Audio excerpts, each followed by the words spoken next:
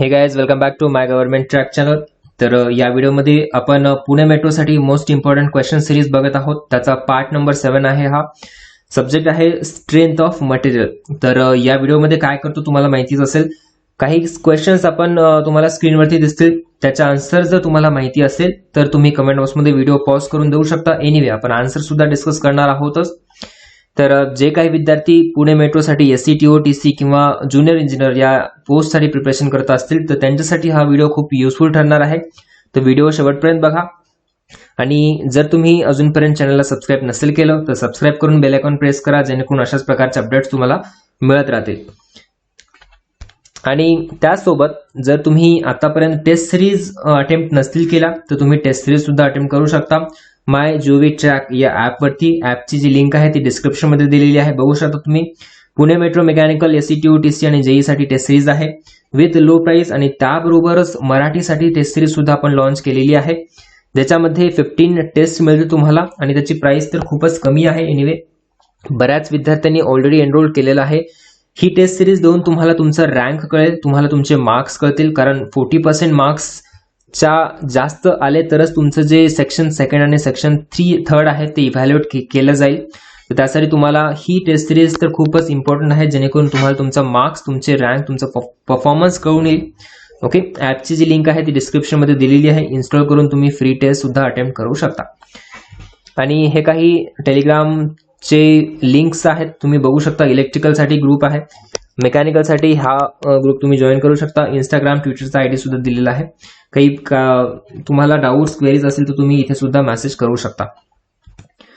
So starting with the first question आहे, त्याचं answer तुम्हाला कमेंट बॉक्समध्ये द्यायचं आहे जर तुम्हाला माहिती असेल तर. एनिवे आपण आन्सर सुद्धा डिस्कस करणारच आहोत. So first question, strain energy is the option A, it is the energy stored in a body when strained with in elastic limits. Option B, energy stored in a body when strained up to the breaking of the specimen. Option C, maximum strain energy which can be stored in a body. की option D, proof resilience per unit volume of a material. Strain energy म्हणजे काय हे विचारले basically. तर correct answer तुम्हाला माहित असेल तर व्हिडिओ पॉज करू शकता आणि कमेंट बॉक्समध्ये देऊ शकता. तर या क्वेश्चनचं करेक्ट आन्सर आहे option A. What is strain energy? It is the energy stored in a body when strained within elastic limit. खूप इम्पॉर्टंट आहे, within elastic limit. ओके, तर त्याला म्हणायचं strain energy. So correct answer is option A. Next question, a vertical column has 2 moment of inertia. काय? IXX आणि IYY. एक vertical column आहे, त्याला 2 मोमेंट ऑफ इनर्शिया आहेत. The column will tend to buckle in the direction of what. तर buckle कुठल्या direction मध्ये करेल ते विचारले. Option A, axis of load. Option B, perpendicular to the axis of load. Option C, maximum moment of inertia. की option D, minimum moment of inertia. कुठल्या direction मध्ये तो कॉलम बकल होईल ते विचारले. व्हिडिओ पॉज करू शकता आणि कमेंट बॉक्समध्ये आन्सर देऊ शकता. सो A, B, C या D. तर करेक्ट आन्सर आहे याचं option D, that is in the direction of minimum moment of inertia. तुम्हाला माहिती असेल की बकलिंग लोड किंवा युलर्स लोड म्हणतो, त्याचा फॉर्म्युला काय आहे? π² EI upon LE square.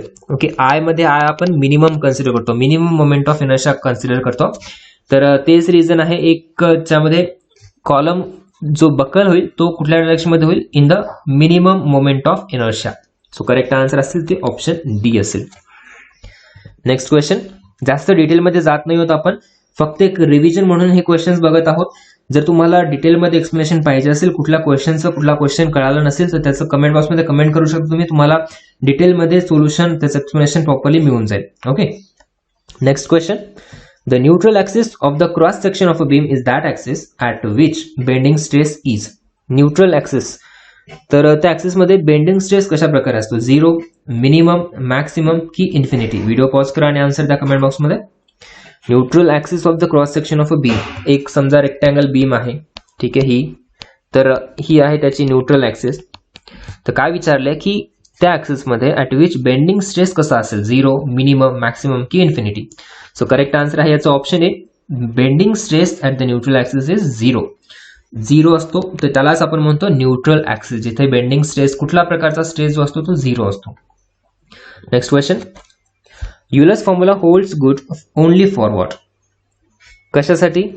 Option A short column, option B long column, option C short आणि long both, option D weak column. Euler's formula विचारला. ठीक आहे, कन्फ्यूज नका हो. युलर्स फॉर्म्युला वेगळा आहे आणि रँकिंग फॉर्म्युला वेगळा आहे. तर Euler's formula holds good for, comment बॉक्समध्ये आन्सर देऊ शकतो तुम्ही. करेक्ट आन्सर आहे option B, that is it is holds good for long columns, फक्त लॉंग कॉलमसाठी. आणि जर तुम्हाला रँकिंगचा फॉर्म्युला विचारला, माहिती असेल तुम्हाला रँकिंग फॉर्म्युला, तर तो जो आहे तो कोणासाठी यूज करतो आपण, तो दोघांसाठी सुद्धा. त्याचा आन्सर काय असेल, option C, that is both short आणि लॉंग कॉलम दोघांसाठी पण यूज करू शकतो रँकिंग फॉर्म्युला. आणि फक्त युलर्स फॉर्म्युला जो आहे तो only for long columns. Option B is the right answer. पुढचा प्रश्न, the object of caulking in a riveted joint is to make the joint what. Option A free from corrosion, option B stronger in tension, option C free from stresses की option D leak proof. The object of caulking in a riveted joint is to make joint what? Option D is the correct answer, that is to make the joint leak proof. Okay, leak proof बनवण्यासाठी आपण caulking in riveted joint use करतो. Next question, a steel bar of 5 mm diameter is heated from 15 degrees Celsius to 14 degrees Celsius and it is free to expand. The bar will induce what? काय विचारले, एक बार आहे स्टीलचा ज्याला heat करतो आपण 15 to 40 degree Celsius मध्ये आणि it is free to expand. सगळ्यात इम्पॉर्टंट आहे फ्री टू एक्सपांड. तर तिथे त्याच्यानंतर the bar will induce which type of stresses. Option A no stress, option B shear stress, option C tensile stress की option D compressive stress. Correct answer जे काय असेल ते कमेंट बॉक्समध्ये देऊ शकता. तर या क्वेश्चनचा करेक्ट आन्सर आहे option A, that is no stress. का नो स्ट्रेस, कारण it is free to expand. Okay, जर एखादा बार फ्री टू एक्सपांड असेल आणि त्यानंतर आपण त्याला हीट करत असेल तर तिथे कुठल्याही प्रकारचं स्ट्रेस इंड्यूस होणार नाही. पण जर एखादा बार आहे त्याला तुम्ही रेस्ट्रिक्ट केले, ओके, एक्सपान्शन किंवा कॉन्ट्रॅक्शन पासून, तर त्या केसमध्ये स्ट्रेसेस जनरेट होतील आणि त्या स्ट्रेसेसला काय म्हणणार तुम्ही, thermal stress. Okay, thermal stresses म्हणतो आपण त्या केसमध्ये. तर या क्वेश्चनचा करेक्ट आन्सर असेल option A, no stresses will be induced in the bar if it is free to expand. पुढचा प्रश्न, the body is subjected to a tensile stress of 1200 megapascal tensile stress, okay, on one plane and another tensile stress of 600 megapascal on a plane at right angle to the former. It is also subjected to a shear stress of 400 megapascal on the same planes. The maximum normal stress will be.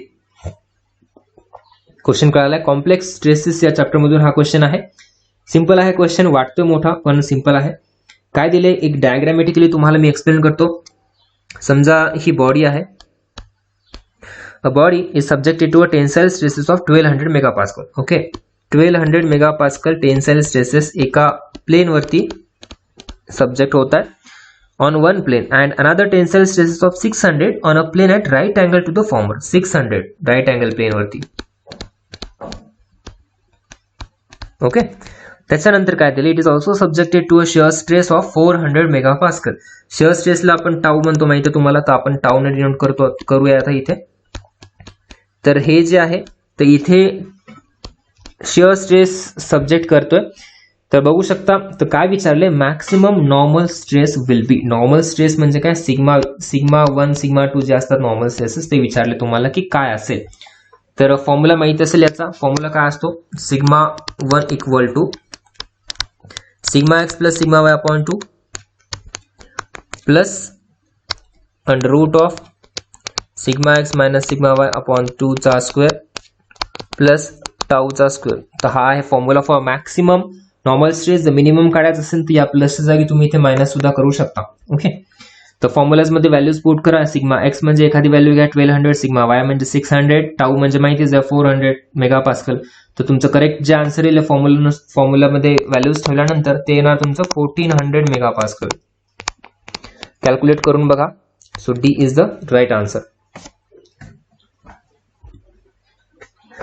Next question, the stress induced in a body when suddenly loaded is dash the stress induced when the same load is applied gradually. एक body आहे त्याच्यावरती आपण load apply करतोय, sudden load apply करतोय, तर त्या केसमध्ये stress काय असेल as compared to when the same load is applied gradually. Option A equal to that 1/2, twice की 4 टाइम्स. सो करेक्ट आन्सर असेल option C, stress induced in a body when suddenly loaded is twice the stress induced when the same load is applied gradually. Okay, C is the correct answer. Formulas आहे त्याचे solve derive सुद्धा करू शकता तुम्ही, पण एवढं डिटेलमध्ये जात नाही. आपण एकदम रिव्हिजन सिरीज म्हणून बघतो या सिरीजकडे. तर तुम्हाला काही डिटेलमध्ये पाहिजे असेल एक्सप्लेनेशन तर तुम्ही कमेंट बॉक्समध्ये कमेंट करू शकता. Next question, a masonry dam may fail due to what? Option A, tension in the masonry of the dam and its base. Option B, overturning of the dam. Option C, crushing of masonry at the base of the dam. की option D, any of the above. कशामुळे fail होऊ शकतो? सगळेच options correct वाटतात बघा. Tension in the masonry of the dam and its base correct आहे. Overturning of dam मुळे सुद्धा मॅसनरी डॅम फेल होऊ शकतो. Crushing of masonry at the base of the dam याच्यामुळे पण फेल होऊ शकतो. सो करेक्ट आन्सर काय ना तुमचं? Any one of the above. So D is the right answer. Next question, in order to prevent crushing of masonry at the base of the dam, the maximum stress should be dash the permissible stress of the soil. Prevent करतो आपण, prevent करायचं आपल्याला.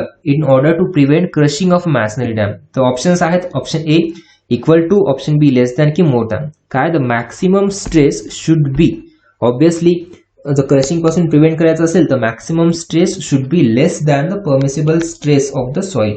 काय असणार आहे? लेस. So correct answer is option B. It should be less than the permissible stress of the soil. पुढचा प्रश्न, the deformation per unit length is known as what? Deformation per unit length. Simple आहे. Tensile stress, compressive stress, shear stress का strain. Correct answer माहिती असेल तर comment बॉक्समध्ये देऊ शकता. एनिवे हा खूप सिंपल क्वेश्चन आहे. करेक्ट आन्सर आहे option D. Option D, strain is the right answer. The deformation per unit length is known as strain. Next, in the torsion equation the term J upon R is known as what? Torsion equation माहिती आहे का काय आहे?